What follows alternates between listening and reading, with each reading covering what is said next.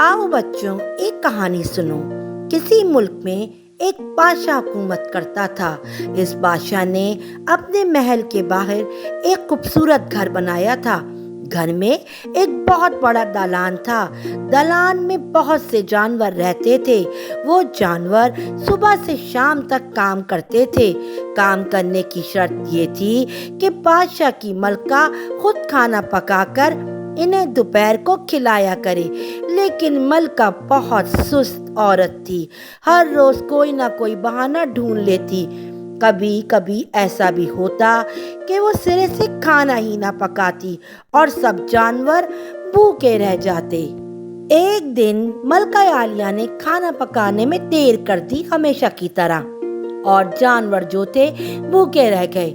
जानवरों ने ये फैसला किया कि हम बादशाह के पास अपनी शिकायत लेके जाएं कि हमें खाना सही तरह मिलता नहीं है। बादशाह सलामत ने मलका को डांट लगाई कि जानवर इतनी मेहनत करते हैं और तुम इनको खाना भी सही तरह नहीं देती। मलका इस बात पर नाराज हो गई और महल छोड़कर चली गई और शहर से दूर एक सराय में रूठ कर बैठ गई। उधर बादशाह और जानवरों को मलका के रूठ कर चले जाने का बड़ा अफसोस हुआ। वो मलका के बगैर उदास थे। काम में इनका जी नहीं लगता था। आखिर वो सब के सब मिलकर बैठे और मशवरा करने लगे कि किसी न किसी तरह मलका को वापस लाना चाहिए। सुलह ठहरी कि पहले चिड़िया को भेजा जाए। चिड़िया ने फड़फड़ाए पर और उड़ गई। उड़ती गई यहाँ तक कि सराय की दीवार पर जाकर बैठ गई और मलका से कहा, मलका साहिबा, आप नाराज ना हो, हम आपको किसी तरह की तकलीफ नहीं देंगे, खुद ही खाने का बंदोबस्त कर लेंगे। आइए महल को चलिए। मलका ने कहा, भाग जाओ यहाँ से, मैं नहीं आऊंगी। चिड़िया बेचारी गम की मारी लौट आई। जानवरों ने जब ये सुना कि चिड़िया नाकाम लौट आई है तो उन्होंने फैसले के मुताबिक बिल्ली को भेजा। बिल्ली रवाना हो गई। चलती गई यहाँ तक के सराय में दाखिल हो गई। मलका को बड़े अदब से सलाम किया और कहा, प्यारी मलका, हमने अपनी मनमोहनी चिड़िया को भेजा था। इसने बड़ी चींची की, आप नहीं मानी। आइए घर चलिए। मैं वादा करती हूँ कि आपसे खाना नहीं मांगूंगी, अपने खाने का खुद इंतजाम कर लूंगी। मलका ने कहा, नहीं, मैं नहीं आऊंगी। बिल्ली बेचारी मायूस होकर वापस आ गई। अब चुईया उठी।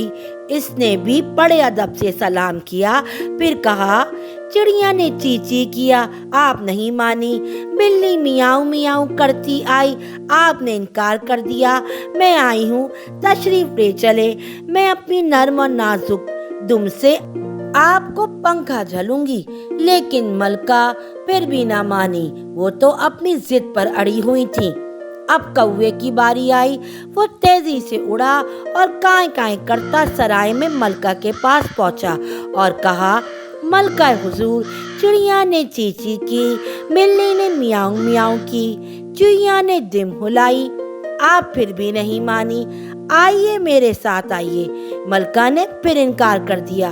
अब गधे ने अपना पालान उठाया और बड़े नाज नखरे से उछलता कूदता, नाचता गाता, डहचू करता साय में जा पहुंचा और मलका को पहले बहुत ही अदब से सलाम किया। फिर कहा, चिड़िया ने चींची की, आप नहीं मानी। बिल्ली ने मियाऊं मियाऊं की, आप नहीं आई। चुईया ने दुम हिलाई, आप नहीं आई। कौवे ने काई काई की, आप तब भी नहीं मानी। अब मैं ये नरम नरम पालान लेकर हाजिर हुआ हूँ। आइए इस पर बैठे और घर तशरीफ ले चलें। लेकिन मलका जो थी जिद्दी थी। मलका ने जाने से इनकार कर दिया। अब तो सब जानवर बहुत परेशान हुए। एक बार फिर सब मिलकर बैठे और सोचने लगे कि क्या किया जाए। उनमें ऊंट मौजूद था। इसने कहा, मैं चलता हूँ, देखें मलका इधर आती है कि नहीं।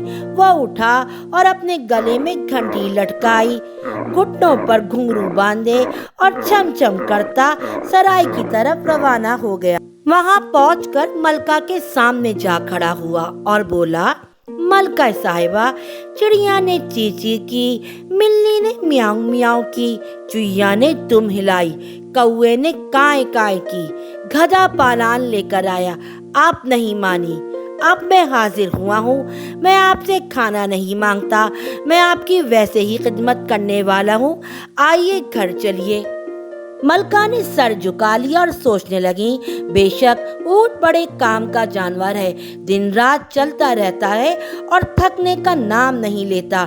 कई दिन तक खाने और पानी के बगैर गुजारा करता है। इसके बालों से कंबल और कालीन और गर्म कपड़े बनते हैं। ये तो बड़ा नेक जानवर है, इसका कहा जरूर मानना चाहिए। फिर मलका आलिया ऊंट पर बैठ गई और घर आ गई। वहां सब जानवरों ने मलका का इस्तकबाल किया। मलका ने सबको गले लगाया और प्यार किया। चिड़िया को कौवा ऊंट की गर्दन पर बैठकर चहचहाने लगे। चुईया इसकी दुम पकड़कर लटक गई।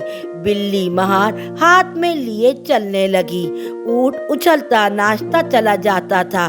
पीछे बादशाह और मलका अपने प्यारे जानवरों का खाना उठाए चले आ रहे थे। वाह मियाँ, ऊंट क्या कहने तुम्हारे।